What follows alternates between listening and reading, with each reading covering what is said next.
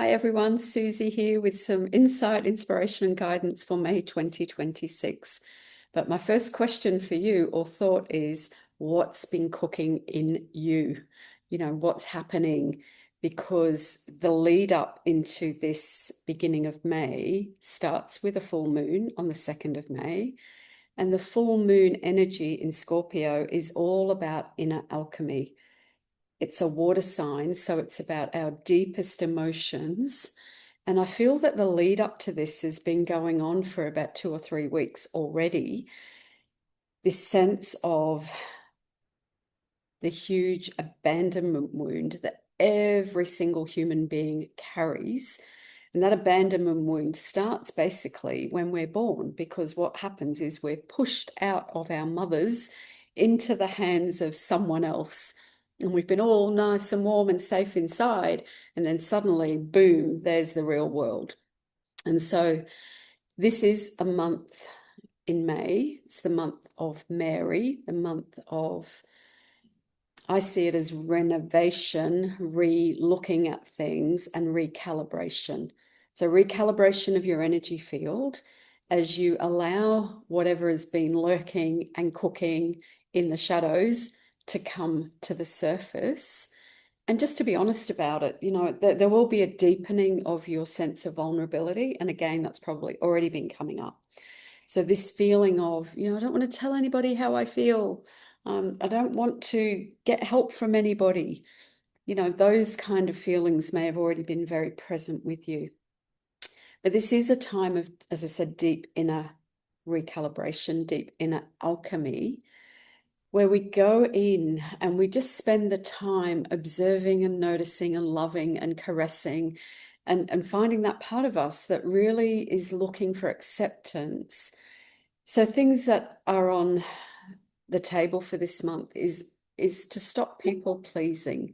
If there's been that energy within you, and for most of us that are nice people, we want other people to be happy, but we tend to go into this over fix mode, especially if you are a parent or a child looking after a parent or someone in a relationship where your partner's struggling. There'll be this tendency to want to please that person because we don't want them to go through pain. So people pleasing in itself can be very detrimental to who we are. And so the word renovation, but it was renovation. It was like looking at things with new eyes. And I believe that May gives us this soft opportunity to work with, especially flower essences. If you're someone that is into healing, you don't have to actually have an essence to work with it. But if there is a flower or a plant or something of the earth that wants to work with you, it will make itself known.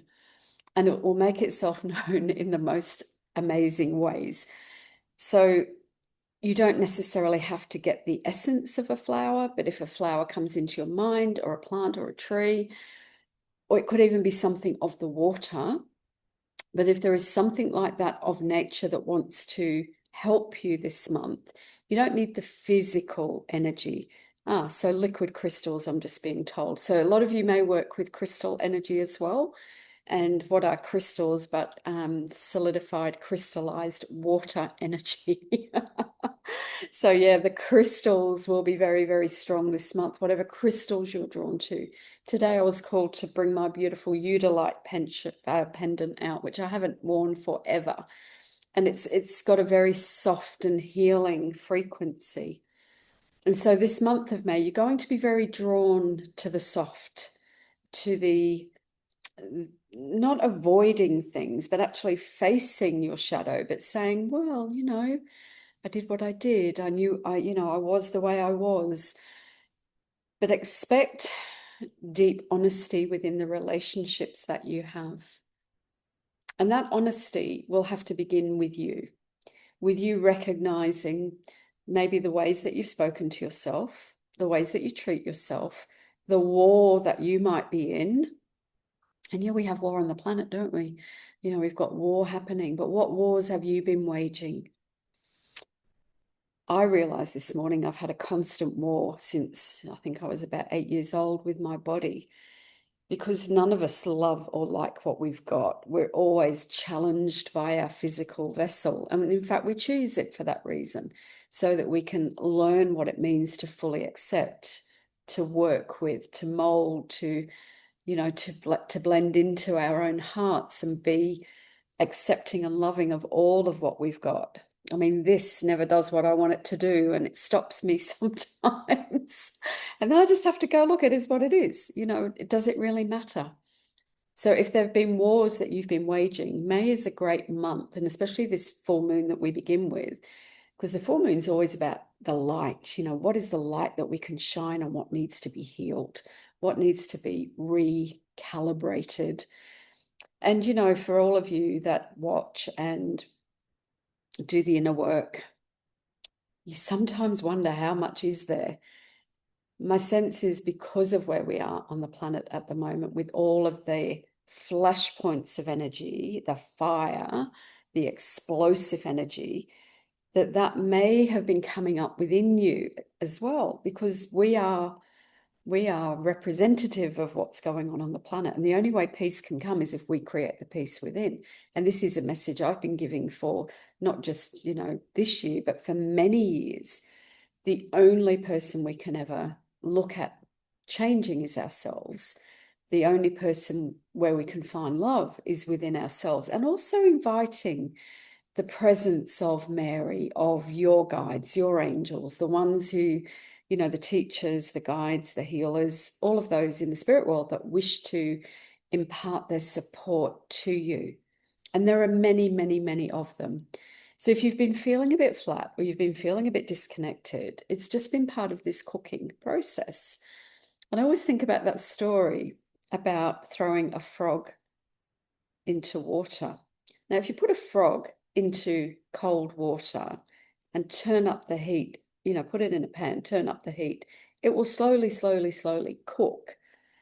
But if you throw a frog into boiling water, or hot water, it would jump out. But while it's in the water and it's cooking, it's slowly, slowly dying. But so when we're cooking, things are coming up within us that want to die, that want to be released. And so this is a huge month for recalibration, renovation, letting go, really releasing all of those identity beliefs, the habits, especially around your relationship with yourself and others. And if you look at a war on the planet, what is it but someone saying, I want what you've got? I'm not enough on my own, so I want what you've got. I mean, that's war in its simplistic form. And I feel that we are so close to this massive, massive evolution of change that is bubbling under the surface, that people are just going to turn around and say, you know what, we don't want this. And yeah, there are a lot of things, other things that may be bubbling for you as well, that you might be cooking about. That could be insecurity. It could be things not going the way you think they should go. It could be a perceived belief in poverty. And look, when there are cost of living increases, which there are, I feel it's so important to make choices of what you watch, what you listen to, and what you do. What choices will you make? Because if you go to the supermarket and the thing that you normally buy is X amount of dollars, make a choice. You can do without it. We can live on very little if we choose to. And I always remember my grandparents during the war, because they were in the Second World War. And they often talked about living on bread and dripping. They're Irish, living in London, bread and dripping. And how my grandfather actually really, really enjoyed that. And when you come back to simplicity in your life, it can bring a new joy. It can bring a new road. Petrol's expensive. So perhaps if you can walk more, you could find alternate means of transport. Or you could, it's all about choice. And I know that for many of you, there are huge cost of living increases that may affect things like rent and living. But I really feel that the answer to this, or these issues, are to keep on inviting guidance to be with you, and to just say, show me how to change my thoughts, my beliefs? What else could I do? So it's more of a how can you navigate it rather than what will the future be? Because if we focus on what the future will be, it stops us from being sovereign human beings. And there's a lot of noise out there at the moment on different things. That's all I'll say. Different things where this might happen, this might happen. They're all a distraction. Everything is a distraction. It's taking you away from the personal journey of what can you do? How can you influence your life? How can you influence your thoughts, your physicality? And I always say to people that there is a 2-week wait or a 2-week lag period. So if you start doing things differently for your body, if you start thinking differently, don't expect things to change straight away. You will feel maybe sometimes relief straight away when you change diet or you change your thoughts. But the body is our vessel that shows us how much power we have to actually enact physical change.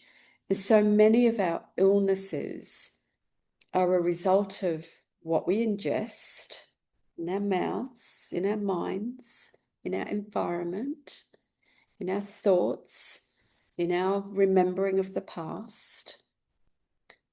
And so much of it is about the choices that we make.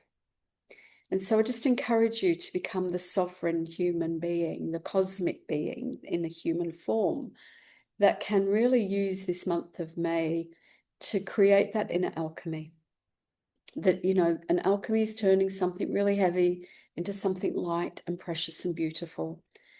And gratitude can be a hard thing to practice when things aren't going well. It's easy when everything's going great, but these are the disciplines, let's say, or the habits, the habitual ways that you can be in awe and wonder each and every day. And when you're in awe and wonder, then things recalibrate within your system. Don't worry about your children or your parents or your friends. Be you.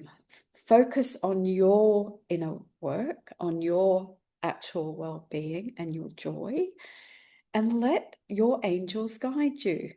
So we've got Blue Angel Oracle for May, and very interested to see what beautiful guidance we're going to energetically draw. Oh, the other thing that I feel with this month, I was being shown, it's like sometimes we're trying to reconcile what's happened in the past. We kind of go over it and over it. You know, I want to say this, I'm really drawn to our parents, past partners, and past friendships when maybe things didn't work out, because this month is all about relationships. So I was being shown how we're trying to, you know, work it out and bring it together. My sense is the observation of your patterns, of the way that you defend, the way that you don't want to be vulnerable, the way that you refuse either help or it's really that vulnerability thing, I think. And also maybe the way that we judge others and we don't see whatever we're judging them about. We don't see it in ourselves, but hey, what, it's there. You know, if your parents were controlling and angry, there's control and anger in you. If if your friend was dismissive and didn't listen, then that's in you too. And so these are the things that we have to be honest about. And in the honesty, it's just the observation of it that will allow it to dissipate. So 3 cards from anywhere. Oh, lovely. Michael Descent. So again, interesting that, because in my bedroom this morning, I was cleaning up and I've just moved to a new place and I've got things in different places. And I've got this picture of Archangel Uriel and Archangel Michael, and they were in a certain place in my bedroom. And I went, you know what, Michael, you're coming right next to my bed now. So you're sleeping next to me. But this is the descent of Michael. Michael's the policeman. You know, he's the truth seeker. He's the truth bearer. And so he has the sword of truth. Now, when you hold the sword of truth, and when Michael comes to you and says, let me hold you in truth, the truth is you are divine. The truth is you are divinely protected. The truth is you are eternal. And I was seeing And I see that we need to zoom out. We need to zoom out of our lives. We need to step right back and kind of imagine we could look at things that have happened in our lives. Now, when things have happened that have been difficult, so say, for example, you're going through some difficulty right now, it might feel like you're never going to get out of it. But if you zoomed out at your life, and turning 65 this year, and I'm going, wow, I can look back at so many parts of my life that were difficult at that time. But in the big picture of my human life, very small period of time. But if you zoom out and you look at the big picture of your cosmic being, you've been here so many times on this planet and on other dimensions, in other dimensions and on other realms. So everything's just the blink of an eye. But by zooming out, you will see things differently. But call on Michael, the descent. And I love this because it's saying that the angelic realms are coming down, and they are always called present when called upon. So I would say let's all call upon them to be present in the Middle East and the USA. That's all I'm going to say because it just astounds me. Creation is the next card, and it's a 25, 2-5, balance, freedom. Michael was a 3-2, so the expression of calling. You need to call, you need to take action. If there's, you need to speak, you need to express. That's what the 3 is. It's the creation energy, creativity, but creating with our words, our thoughts, but our sound, and not destroying with our sound and our thoughts and our mind. The 2 and the 5 with creation here, bringing balance, harmony, recalibrating for freedom. Freedom. Oh, the cards are back to front. I'm so sorry, but that's how it is. And the last one, lapis excelsis. Now, lapis is obviously a crystalline energy, and it was that royal blue color, and it was used by Tutankhamun. It was used by the ancient Egyptians. It's got very Egyptian energy, and when I see it, I just feel that there can be transmutation of the energy field.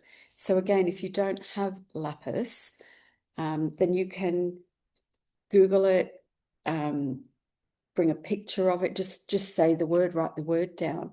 But I believe the Scorpio moon energy will be heightened with this royalty. And so we do have royalty, don't we, at the moment in the UK? And no matter what you think,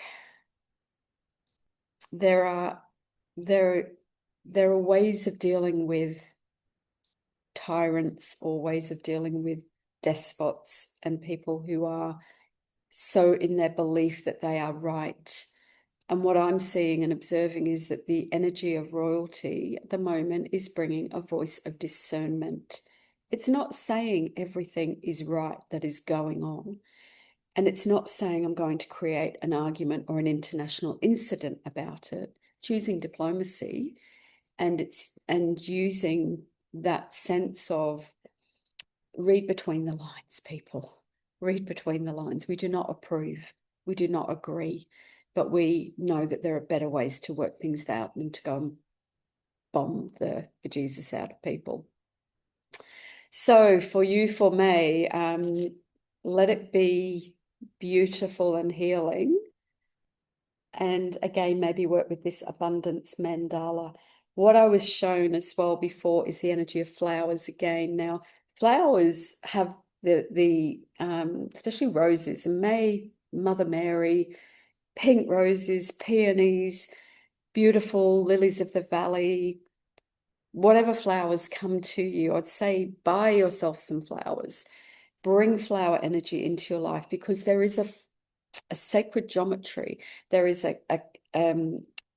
frequency in the natural energy of flowers and plants, but particularly flowers that bloom.